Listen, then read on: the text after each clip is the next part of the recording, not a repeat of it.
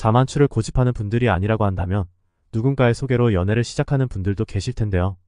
그렇다면 나의 연인이 나르시시스트인지 알기가 참 어려울 것입니다. 물론 자연스러운 만남으로 연인이 되신 분들도 내 애인의 정체가 나르시시스트였다는 사실을 모르는 분들이 계십니다.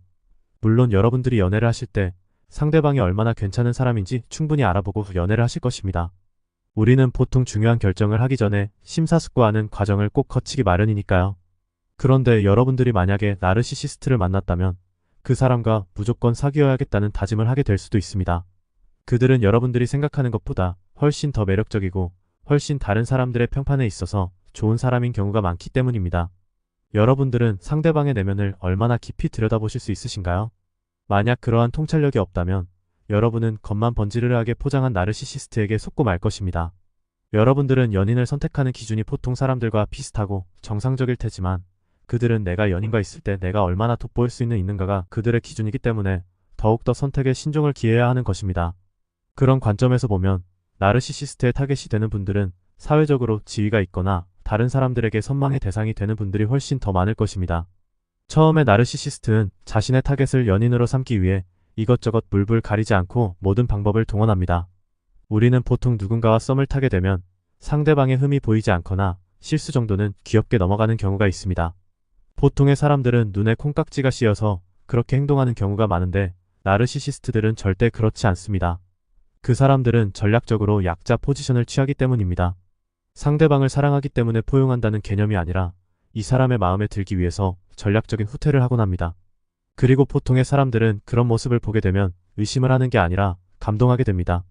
저도 그렇고 여러분들도 모두 마찬가지겠지만 나의 마음에 너무 딱 맞는 사람이 나타나면 의심하기보다는 나의 인연이 드디어 나에게 찾아왔구나 라고 생각을 하게 됩니다. 하지만 너무나 안타깝게도 나랑 잘 맞아서 잘 맞는 게 아니라 나르시시스트들이 우리를 맞춰주고 있기 때문에 우리는 너무 잘 맞는다고 착각을 하게 되는 것입니다. 그들은 우리가 완전히 자기의 것이 되기 전까지는 기분 나쁜 티를 내지 않습니다. 그리고 타겟이 완전히 자신의 것이 되었다고 생각되면 그때부터 본색을 드러냅니다. 하지만 그러한 상황까지 흘러가게 되면 이미 늦었다고 볼 수 있습니다. 왜냐하면 내가 이미 주위 사람들에게 나르시시스트가 아주 좋은 사람이라고 소문을 내놨기 때문이죠. 나르시시스트 애인을 너무나도 완벽한 사람으로 내가 이미 주위에 다 묘사를 해놔서 뒤늦게 그런 사람이 아니었다고 호소를 해도 사람들이 잘 믿지 않는 경우가 굉장히 많습니다. 그런데 안타깝게도 연애를 초반에는 이런 나르시시스트들을 파악하기가 굉장히 어렵습니다. 그렇다면 연인이 나르시시스트인지 알 수 있는 방법에는 무엇이 있을까요? 첫 번째는 상대방이 나에게 위로가 되는지 꼭 보셔야 합니다. 연애를 하고 난 뒤에 상대방의 행동이 180도 바뀌게 되었는데 연애를 하기 전에는 그래도 나를 포용해주고 수용해줬기 때문에 그래도 가능성이 있지 않을까라고 생각하시면 절대 안 됩니다. 지금 당장 어떻게 행동하는지를 보셔야 합니다.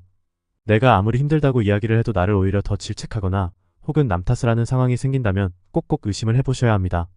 물론 상대방이 나에게 위로가 되지 않는다는 말은 두 가지 원인을 동반할 수 있습니다. 첫 번째로는 상대방이 정말로 나르시시스트라서 나를 조종하기 위해서 나에게 위로가 되지 않는다거나 두 번째 경우는 상대방이 나를 받아들일 수 없도록 내가 상대방을 굉장히 괴롭히고 있다는 현상을 반영하는 것입니다. 두 번째 경우라면 저와 여러분들이 반성을 해야겠죠. 하지만 관계에 큰 애로사항이 없음에도 불구하고 계속해서 나의 자존감을 깎아먹고 나에게 모진 말을 하고 나를 조종하려는 듯한 쎄한 느낌이 든다면 나르시시스트일 확률이 굉장히 높습니다. 두 번째는 기억 왜곡입니다. 저는 개인적으로 기억력이 굉장히 안 좋은 편이라서 누군가의 기억을 왜곡할 능력조차 없지만 분명히 기억력이 좋은 사람인데도 불구하고 자신에게 불리한 상황에 있어서는 정반대로 기억하는 사람들이 분명히 있습니다. 일종의 가스라이팅을 하고 있는 것이죠. 분명히 A가 맞는데 잘못 생각한 거 아니야, 그거 B였는데 라고 이야기를 한다거나 네가 아마 잘못 알고 있는 걸 거야 라는 말을 자주 한다면 의심을 해보셔야 합니다. 자신에게 유리한 부분에 있어서는 아주 정확하게 기억을 잘하는 사람이 자신에게 불리한 부분에 있어서는 기억력이 좋지 않다면 그것은 합리적인 의심을 해봐야 되는 타이밍인 것입니다.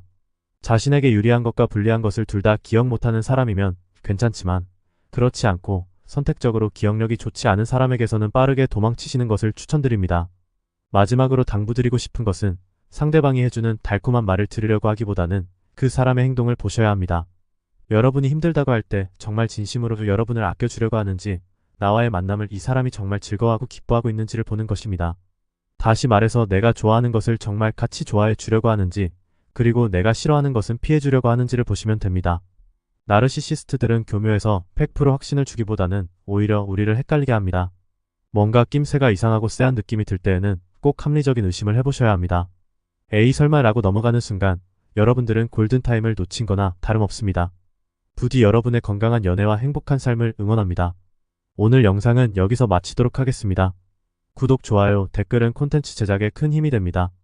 감사합니다.